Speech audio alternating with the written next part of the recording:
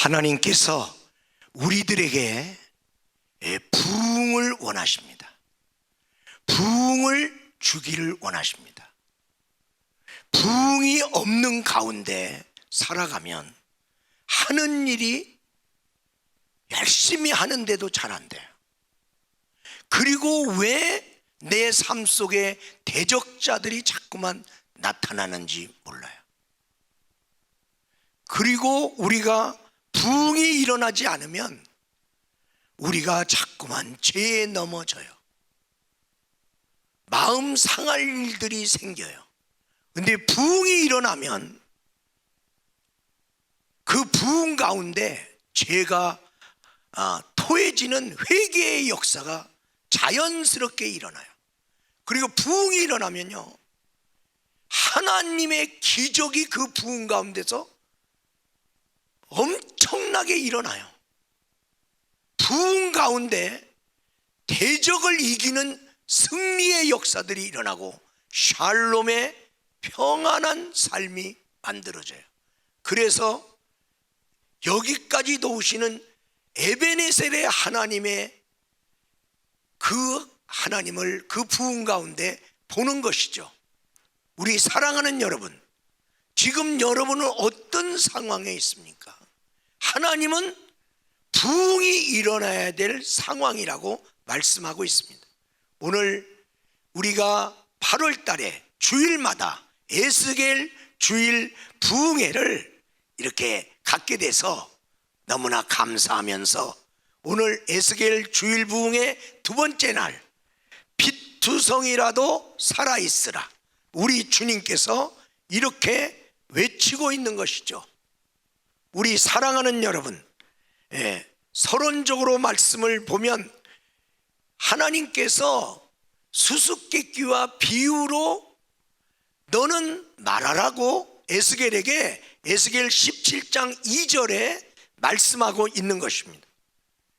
에스겔서를 보면요, 하나님이 에스겔을 통하여 예언적인 행동을 12번 합니다.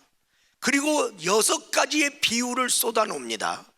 또한 여러 환상을 그에게 보여주면서 백성들에게 말하는 하나님의 전방위적인 자기 백성을 향한 애절한 마음, 하나님의 마음을 좀 알았으면 좋겠다, 하나님의 뜻을 좀 알았으면 좋겠다. 그래서 그 하나님의 은혜 안에서 너희들이 망하지 않았으면 좋겠다는 이 하나님의 마음. 왜냐하면 남유다의 멸망이 초입기에 들어갔어요. 그리고 이미 1차, 2차에 바벨론의 포로 생활로 끌려가서 절망적인 상황 속에서 살아가고 있는 거예요. 그들에게 주님은 지금이라도 내 말에 귀를 기울이고 지금이라도 회개하고 지금이라도 돌이켜라. 이 하나님의 자기 백성이 망하지 않기를 바라는 이 하나님의 절절한 마음, 어떻게 보면 위기를 맞이한 이스라엘 백성보다 하나님이 더 다급해. 여러분은 여러분의 자녀에게 어떤 어려움이 오면 누가 더 바빠지기 시작하냐면 부모가 더 바빠지기 시작하는 거예요. 막 부모가 더 막 애쓰고 힘쓰고 어쩔 줄을 모르는 거예요.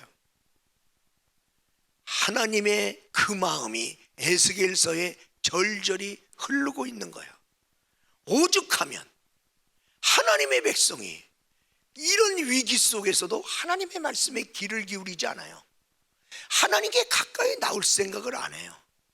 그리고 하나님 앞에 내 잘못한 것을 회개할 생각을 안 해요. 그러니 하나님이 얼마나 답답하겠어.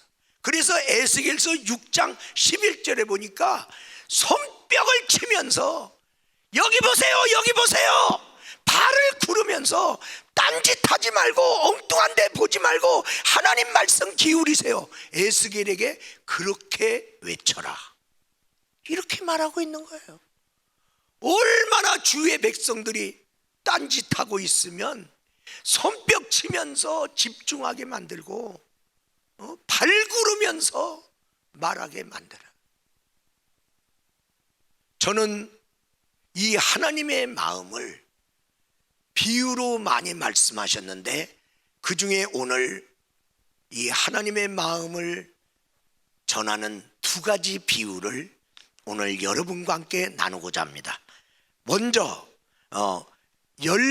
첫 번째로 열매 맺지 못하는 포도나무의 비유가 오늘 본문으로 삼은 16장 앞에 있는 15장 전체에 나와 있어요.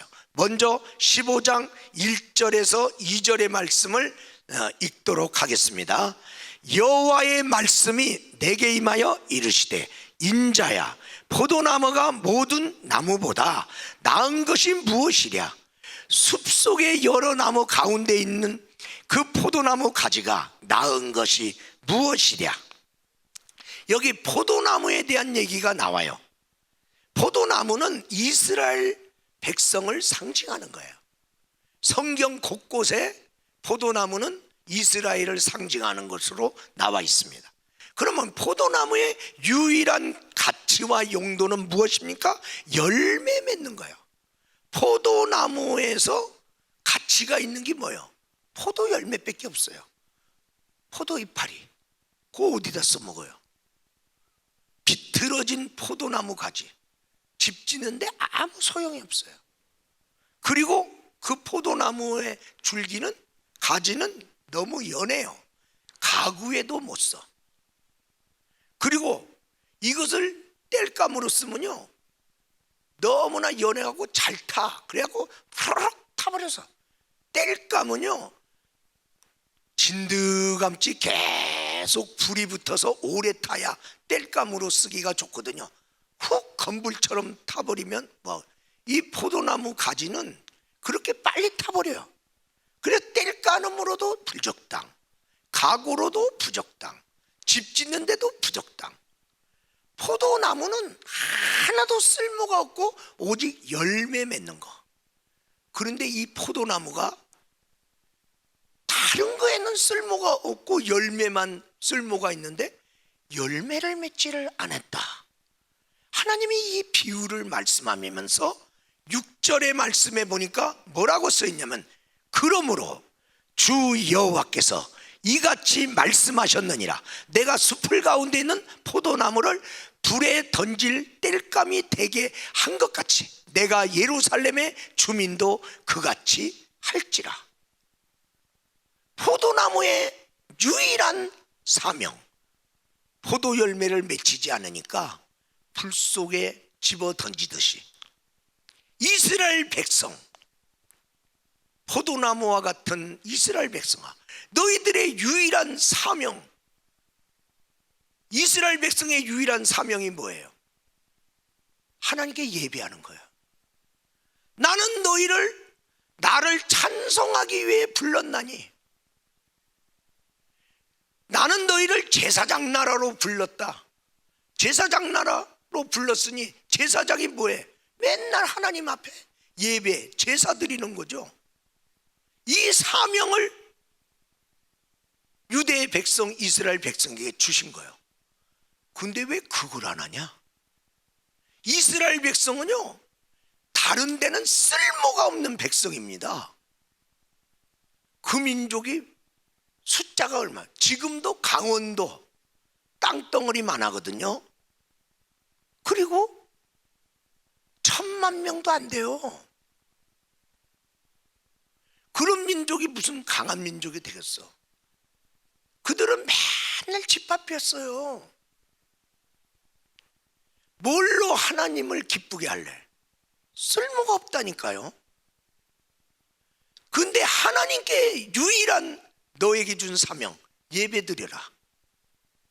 예배 잘 드려라.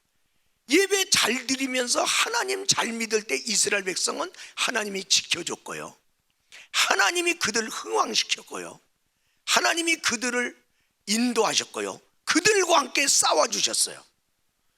그냥 하나님만 잘 믿으면 그 백성은 먹고 살았어요. 흥왕했어요. 그런데 에스겔서 앞장에 보면 성전에 우상을 끌고 들어와. 성전 담을 허무니까 거기다 우상의 그림을 그려놔. 자기들을 대적하는 바벨론의 신인 맘무스를 거기다 해. 자기들을 괴롭혔던 애굽의 태양신을 믿어. 어이가 없어. 그래서 하나님의 영광이 성전을 떠나기 시작해요. 하나님이 보따리를 싸는 거야. 예배 잘 드리지 못함으로 하나님의 영광이 떠난 다음에 바벨론의 3차 침공에 의하여 이스라엘 남유다는 멸망하고 예루살렘은 불타버리는 거예요. 유일한 사명, 그거 감당 안 하니까 포도나무가 땔감처럼 불 속에 던짐같이 이스라엘 백성은, 남유다는 그렇게 바벨론에 의하여 망하는 것이에요. 우리 사랑하는 여러분, 제가 저를 생각해 봤어요. 저는 하나님께 목회자로 부름을 받은 사람이에요. 나는 어디에 쓸모가 있나? 주방에 갔더니 나가달래. 나가주는 게 도와주는 거래. 주방에도 쓸모가 없네요. 저는 기계치예요. 기계를 다루는 걸 몰라. 기술적인 게 없어. 오죽하면 차도 운전하지 못하고 살았다가 어느 날 갑자기 운전하고 싶은 마음이 있을 때 그때 열심히 해갖고 지금 그래서 차라도 끌고 댕겨. 하여튼 기계치입니다. 기술이 없는 사람이야. 기술 없는 사람이 이 세상 살라봐 힘들어요. 그럼 뭘 잘하냐 말이야. 그러면 노동판에 가야겠다. 노동을 하는데 내 체력이 감당이 되냐고. 조금 일하다가 아유 힘들으니까 좀 쉬어야겠네요. 그래갖고 노동판에서 내가 월급을 받겠어요? 일당을 받겠어요? 내가 노동으로 내가 잘할 수 있다, 그것도 아니야. 운동 잘하는 거 하나도 없어요. 하나, 정말 하나도 없어. 보는 건 잘해. 운동, 제가 패션계에 나가봐요. 배부른 사람을 누가 패션했어? 야, 나는 잘난 줄 알았더니 난 쓸모가 없네. 딴데 목회만 잘하면 돼. 목회만 잘하면 살아. 목회를 잘하면 하나님이 나 지켜줘. 목회만 잘하면 하나님이 나 높여줘. 목회만 잘하면 하나님이 먹여줘. 아니, 목회자가 자기가 맡은 목회 사명이나 잘할 생각을 해야지. 그것도 안 하면 너 어디다 쓸모가 있냐? 목회자는요, 세상에다 내놓으면요 아무 쓸모가 없습니다. 이스라엘 백성이 어디에 쓸모가 있어? 하나님 한 분 잘 모시고 잘 살아라. 그랬더니 그걸 안 해. 그래서 망한 거예요. 어? 대한민국의 사명은 무엇입니까? 열방 회복입니다. 열방 가운데 하나님께 영광 돌리는 게 대한민국의 사명이요. 대한민국에 사는 사람은 이거 기억해야 돼.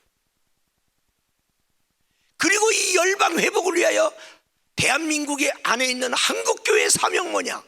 중보기도의 사명이야. 기도함으로 열방 가운데 하나님의 영광이 나타나도록 하라. 응? 미국이 하나님의 복음 전파의 선교에 열심히 했을 때 세계 1등 민족으로 하나님이 높였어. 여러분, 우리나라 해볼 거 다 해본 나라야. 5,000년 역사 속에 불교가 흥왕했던 시절이 없었겠어요? 유교를 얼마나, 특별히 유교의 모든 가르침에 좋은 것뿐만 아니라 유교가 말하는 제사, 목숨 걸고 제사, 머리털 깎아서라도 제사상에 제밥을 올려놓고 가문이 잘 되기를, 자손이 잘 되기를 얼마나 빌었겠어요. 그런데 결론이 뭐요? 망했다 이게야. 결론이 망한 거예요. 이 망한 이 나라, 하나님께서요 이승만이라는 청년을 감옥 속에 독립운동하다 들어갔는데 꼼짝없이 그는 이제 사형수가 되는데, 그 안에서 죽을 수밖에 없는 상황 속에서 선교사님이 그에게 성경을 넣어줬단 말이죠. 그래서 그 안에서 성경을 보다가 하나님 만났고, 그래서 성경 속에 나오는 하나님께 나 한 번만 살려달라는데 이게 살아나는 역사가 일어나고, 바깥에서 선교사님들이 구명운동하기 시작하는 거예요. 그래서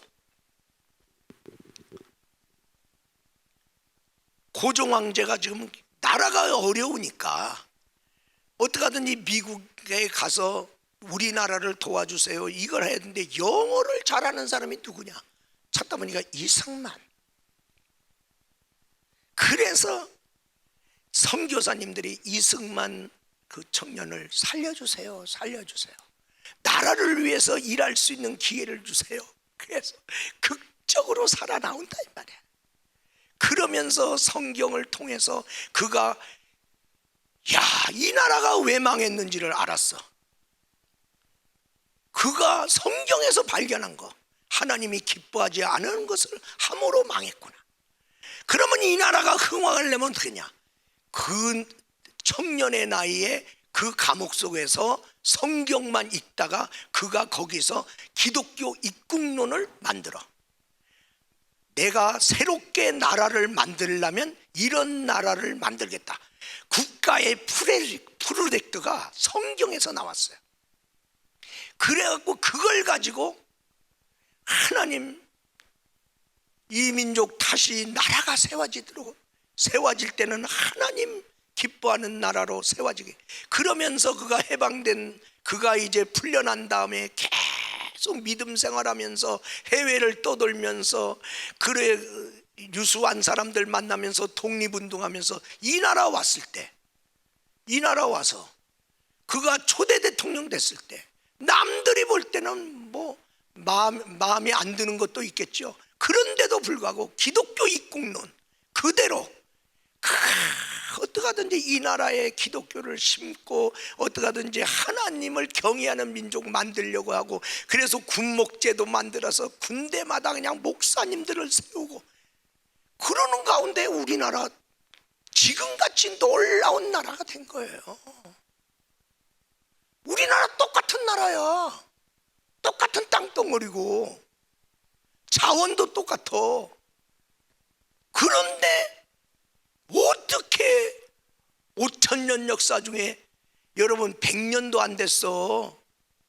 100년도 안 된 이 나라가 지금 이렇게 세계 열강하고 어깨를 나란냐. 이게 기적 아니에요?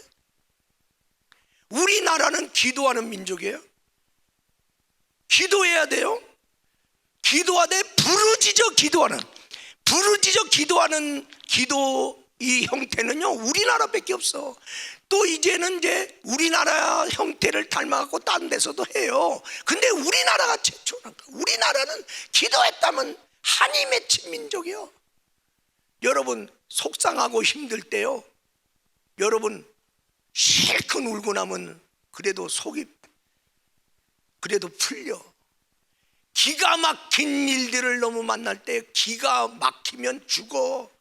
그러니까 혈압이 오르다가도 뭐가 터지면 살아. 안 터지면 그 안에서 뇌출혈로 죽는단 말이죠.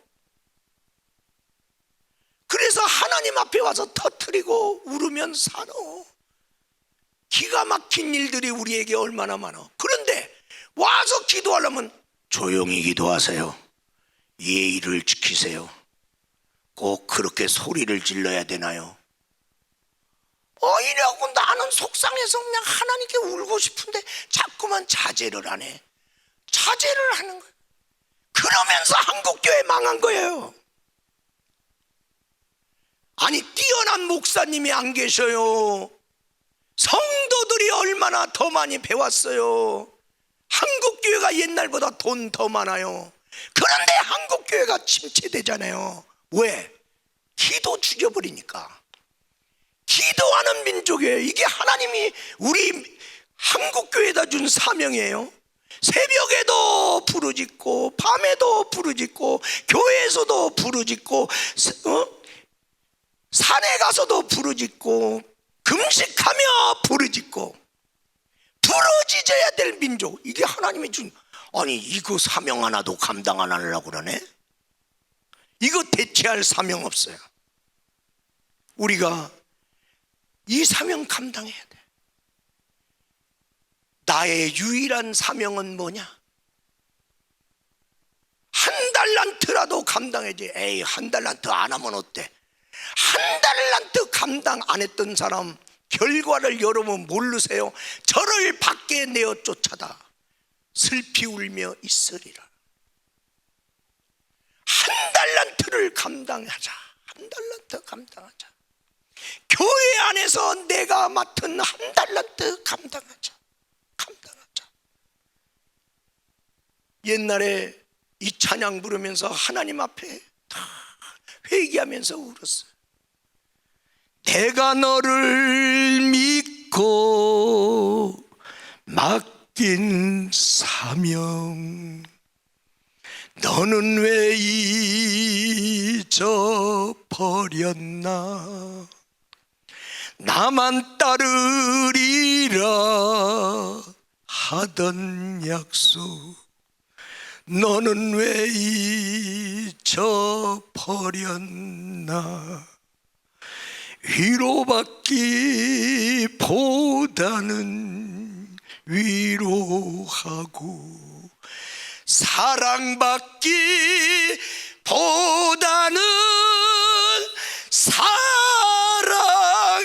사랑하고 십자가만 멸류관만 바라보며 주의 길 간다더니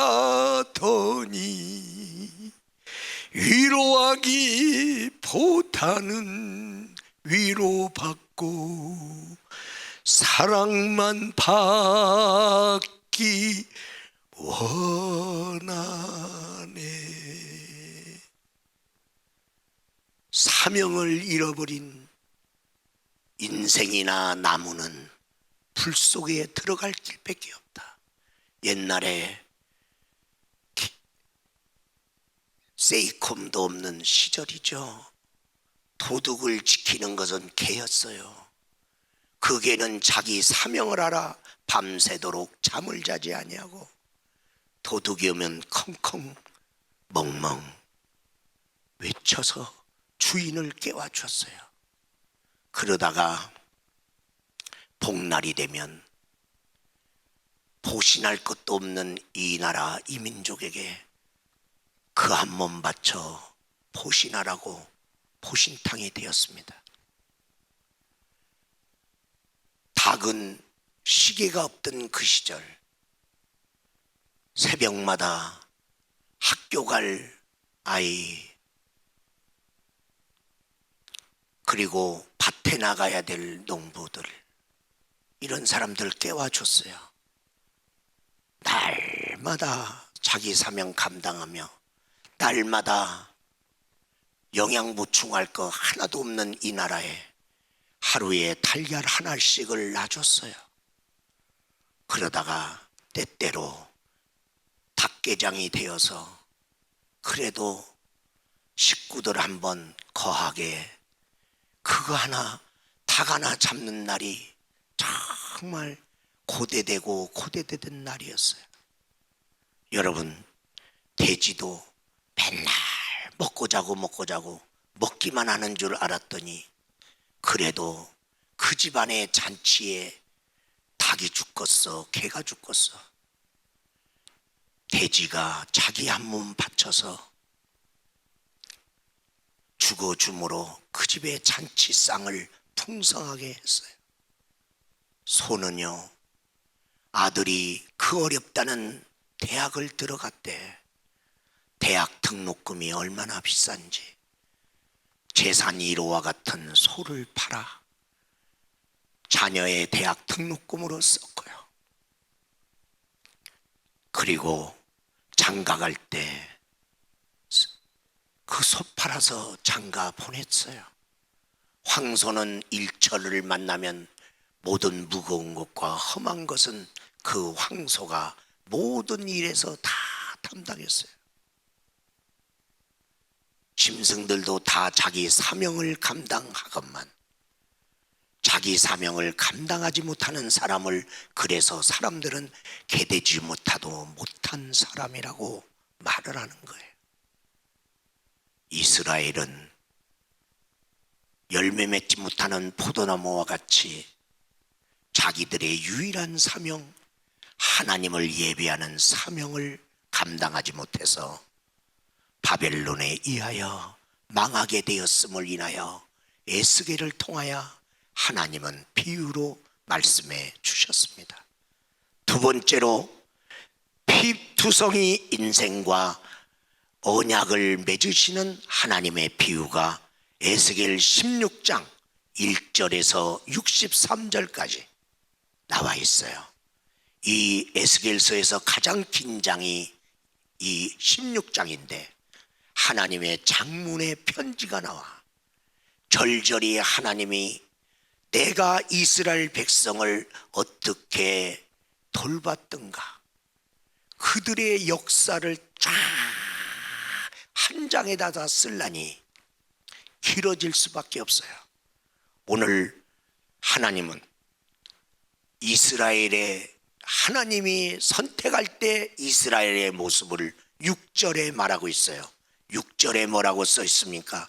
내가 내 곁으로 지나갈 때에 내가 피투성이가 되어 발짓하는 것을 보고 내게 이르기를 너는 피투성이라도 살아있으라. 다시 이르기를 너는 피투성이라도 살아있으라 하고 그들은 버려졌던 민족이고 어린 작은 아이처럼 힘없는 민족이었고 피를 너무나 많이 흘려서 죽어가고 있어요. 이스라엘 나라는 꼭 우리나라와 같아서 애굽이 북쪽으로 쳐들어가려고 할 때 이스라엘 밟고 지나갔어요.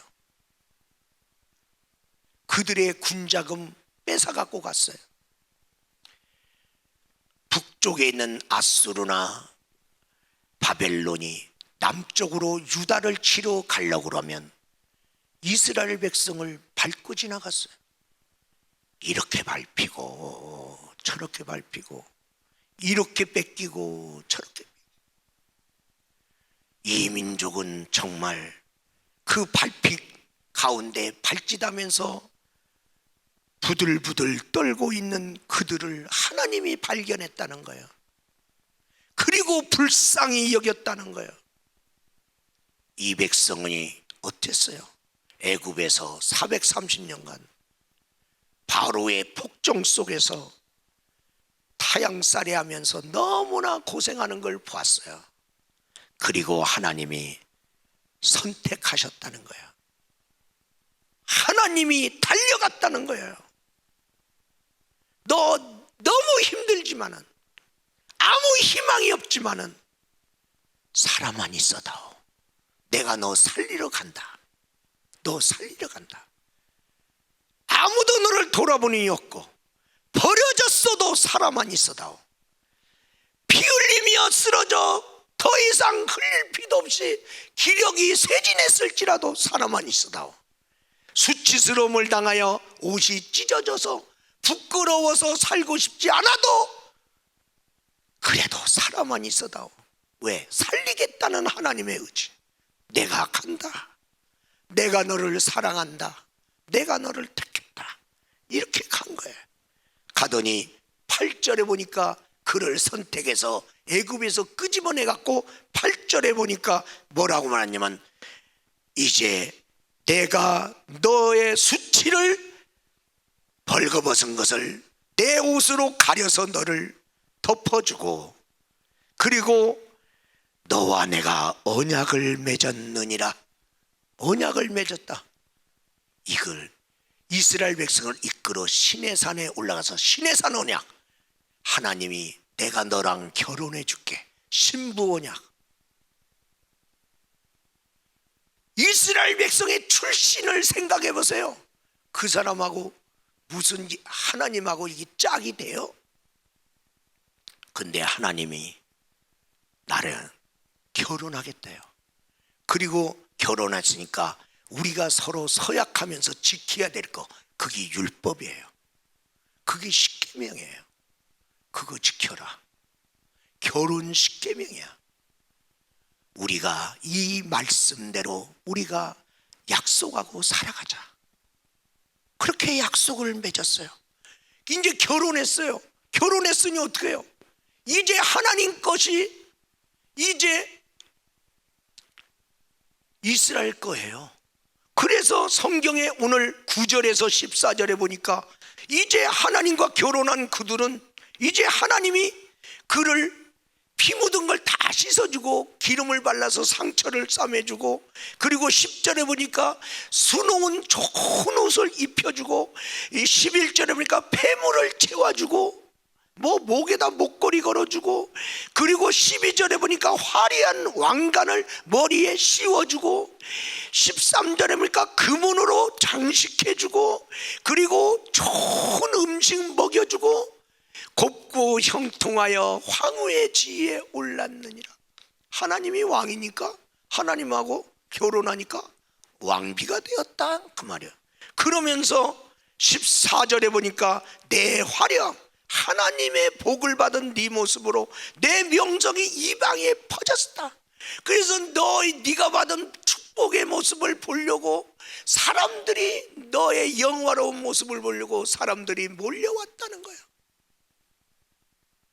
내가 너희들, 이때가 바로 다윗과 솔로몬의 영광의 시대, 찬란한 번영의 시대를 얘기하는 거예요. 내가 그렇게 했다. 내가 너희를 내 신부로 삼았기 때문에 내가 그랬다. 그랬는데 15절에 보니까 뭐라고 써 있습니까? 그런데 네가 화려함만 믿고 내 명성을 가지고 행음하였다. 모든 자와 더불어 음란을 많이 행함으로 내 몸이 그들의 것이 돼.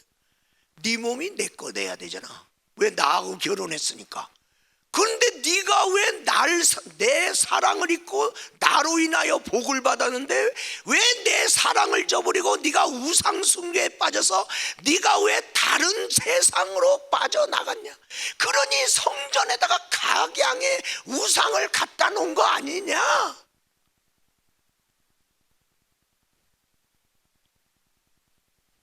하나님께서 너 피투성이 됐던 시절을 기억해. 네가 어떻게 이렇게 타락해? 이러면 안 되지. 너 그냥 죽을 수밖에 없었어. 근데 내가 너를 선택해 줬잖아. 안요한이라는 사람이 있었어. 그는 두 눈이 멀쩡하고 다 보고 살았던 사람인데 어느 날 눈이 잠깐만 침침해졌어요. 그래서 안과에 갔더니 얼만큼 지나면 눈이 실명할 눈이라는 거예요. 그래서 실명 안 되려고 가든 노력을 다했는데 결국에 실명이 됐어요. 온 세상이 깜깜해졌어요.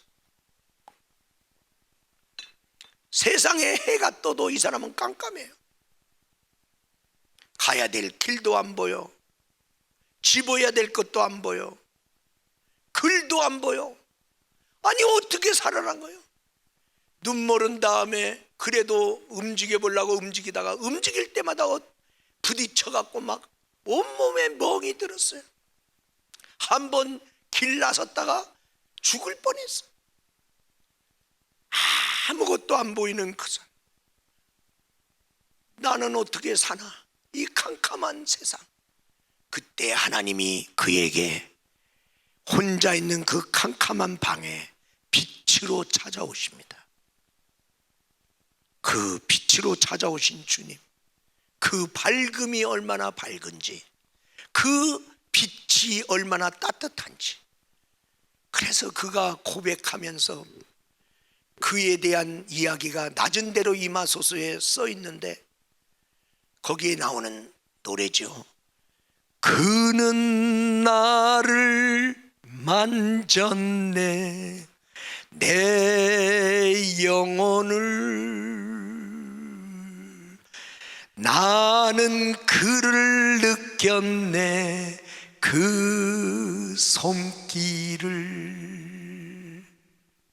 그러기 때문에 이제 나는 외롭지 않고 이제 그분은 나를 떠나지 않는다.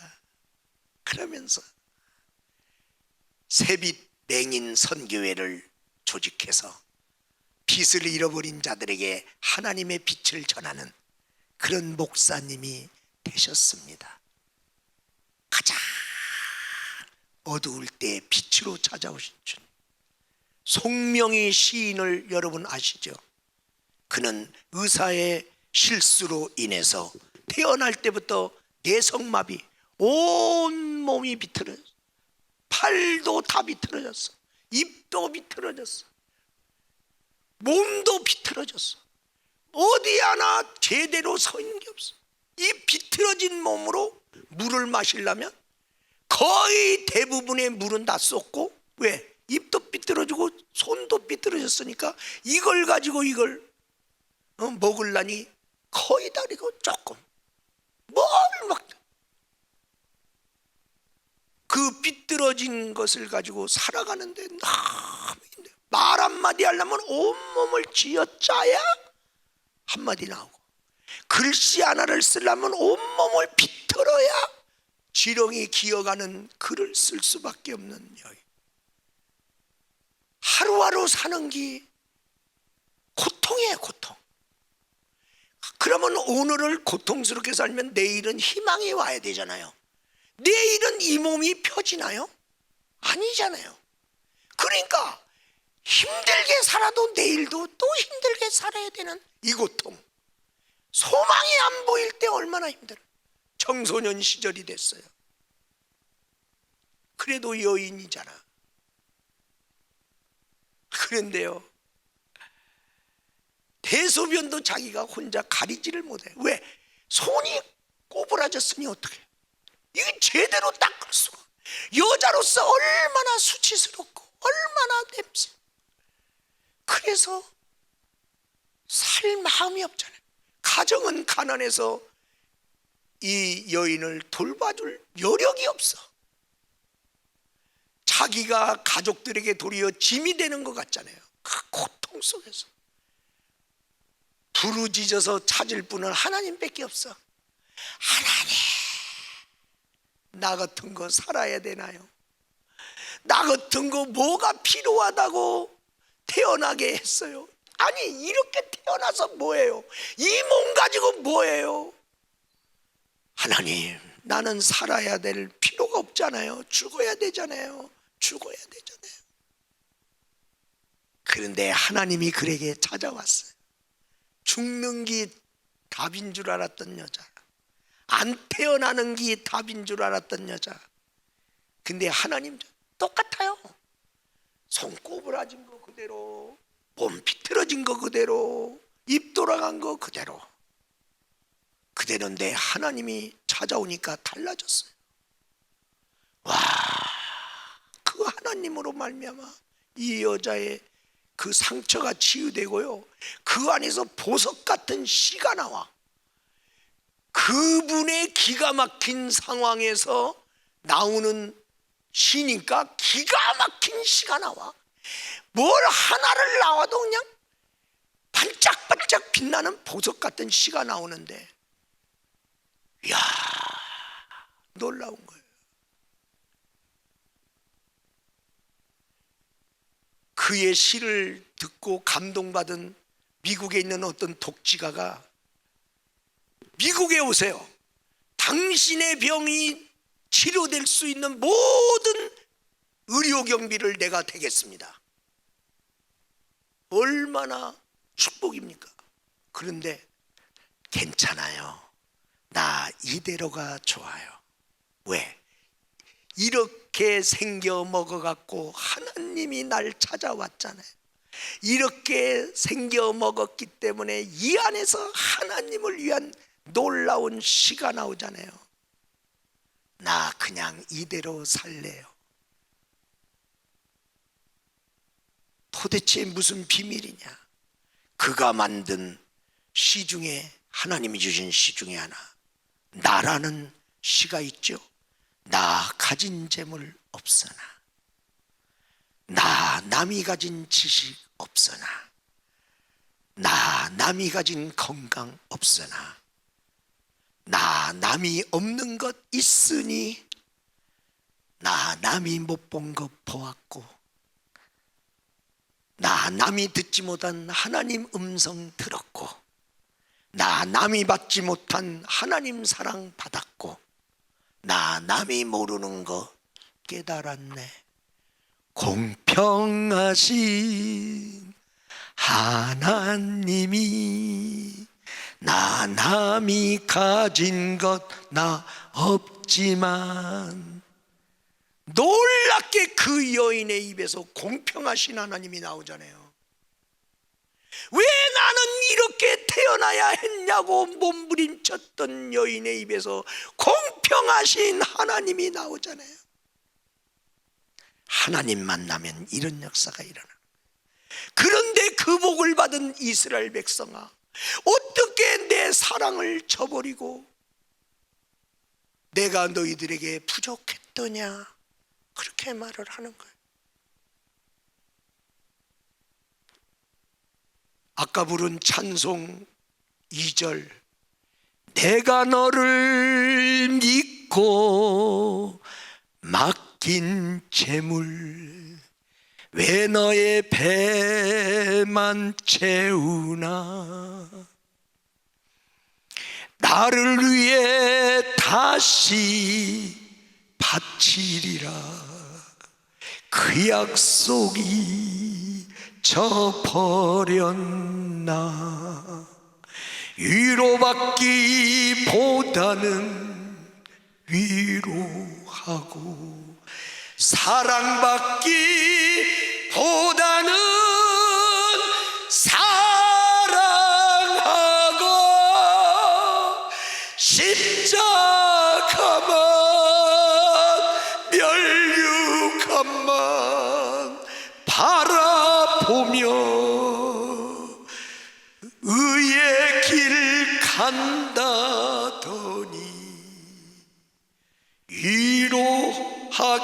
위로하기보다는 위로받고 사랑을 받기 원하네. 이스라엘 백성은 사명도 잃어버렸고 하나님이 준 축복도 지 맘대로 쓰다가 잃어버렸습니다. 두 가지의 비유를 통하여 이스라엘아 깨달아라. 너희들이 어떻게 사는 것을 깨달아. 내 종을 통해서 너에게 말하고 있지 않냐. 결론적으로 말씀을 드립니다. 그러니 소망은 어디에 있습니까? 우리한테 있는 게 아닙니다. 나의 행위는 망할 짓만 한 건데, 소망은 하나님의 마음과 언약에 있습니다. 그럼에도 불구하고 오늘 16장 60절을 말씀을 보면 뭐라고 말씀하냐면, 내가 너의 어렸을 때 너와 세운 언약을 내가 기억했다. 아브라함과 언약했던 걸 기억하고 마땅히 멸망받을 짓을 해서 망한 너희들을 내가 그냥 둘 수가 없구나. 그리고 63절의 말씀을 보니까, 이는 내가 내 모든 행한 일을 용서한 후에, 그냥 잘못했지만 용서한 사랑, 그럼에도 불구하고의 사랑, 그 사랑으로 인해서 그들이 70년 만에 바벨론 포로에서 돌아옵니다. 하나님의 사랑의 마음, 용서하는 마음, 언약을 기억한, 너희들은 언약을 파기했으나 나는 그 언약을 기억하고 나는 지킨다. 그러면서 그들을 끄집어내시는 하나님. 우리 사랑하는 귀한 성도 여러분, 우리는 연약해서 이리 넘어지고 저리 넘어지고 이스라엘 백성과 같은 어리석은 짓을 행할 수 있는 우리들이지만은 하나님 때문에 그 변함없는 하나님의 그 사랑과 우리와의 언약을 지키시는 하나님으로 말미암아 우리에게는 아직도 소망이 남아 있습니다. 하나님으로 소망 삼고 살아가기를 주의 이름으로 축원합니다.